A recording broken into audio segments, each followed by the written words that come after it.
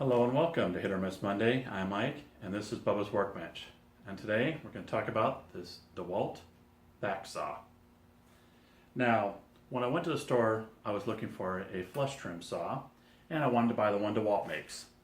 And right next to the flush trim saw was this particular saw. And it said it was a new item and the price was a lot cheaper actually. So I decided to give it a try. And right off the bat, what makes this saw so versatile and why it grabbed my attention is they're calling it a reversing back saw. And what that allows you to do, you push this button and now you can reverse the saw. So you went from right hand orientation to a left hand orientation. And so we might as well get into some of the other features that make this saw so great. It's got this offset handle, which, you know, as you may know, even with a flush trim saw, if you're trying to go too far with it or trying to reach in somewhere, you know, you could knock a knuckle on the edge of the wood. So this helps eliminate that by offsetting the handle.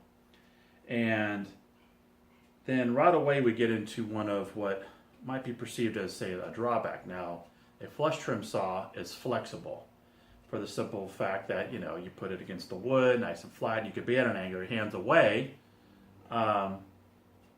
But so its flexibility is part of its design. Now this one isn't flexible, it is stiff. But what they've done to solve that same problem is the blade itself, I'm not sure you'll be able to see, is actually offset.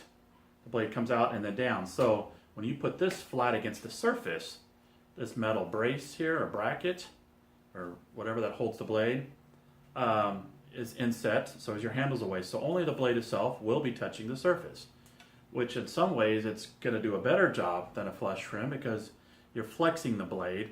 So only just, you know, the little bit, obviously I guess the part where you're cutting is touching. And I know that can even be an issue with flush trim saws because you could conceivably mar the surface of the wood. And you typically, you know, solve that by putting some tape down or something if it's really that much of a concern. Well, this would also could cause that same problem because it's stiff. So you're going to have more of the blade touching the wood, you could actually mar it worse. However, what I found that with it being so stiff, you can actually come away from being completely flush just a little bit, so you're just cutting what you want to cut, and then you just have to sand afterwards. So yeah.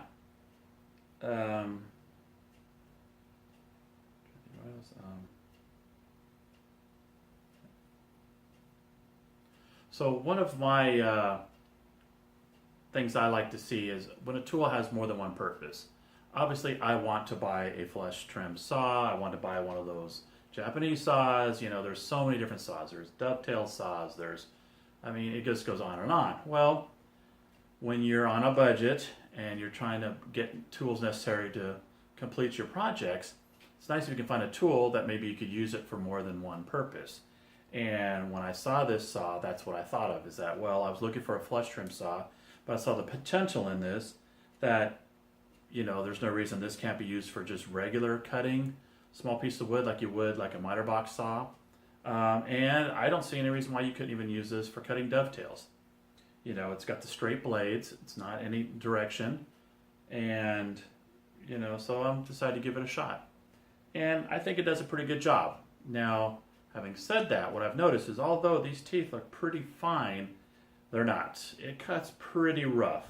So back to when I was saying about pulling it away from the wood when you're trying to trim up whatever it is that you're trying to trim up, that almost, if it's on softer woods, yeah, I've only used this on softer woods, and it just tears the wood up pretty good when you're cutting it. So once again, then it's like, yeah, well, then that's why you get a flush trim saw. So, but for the most part, this saw has served me well in multiple tasks. And that's just what I'm trying to showcase here. It's a great saw. It could do more than one task. Its intended purpose is for doing like baseboard moldings. That's why it's set up this way, like around a door frame. You need to trim away because you're going to put some tile down or flooring. That's what this is meant for, so it keeps your hand off the ground. That's what this intended purpose was. So I'm completely using this for its unintended purpose of being a flush trim saw. That's not what this is. However, I'm trying it out and seeing if it can be used for multiple tasks. and I think it does it very well. So, you know, if you're looking for a saw that can do more than one task, then I'd say check this out. It's the DeWalt Reversing Back Saw. Until next time, you take care.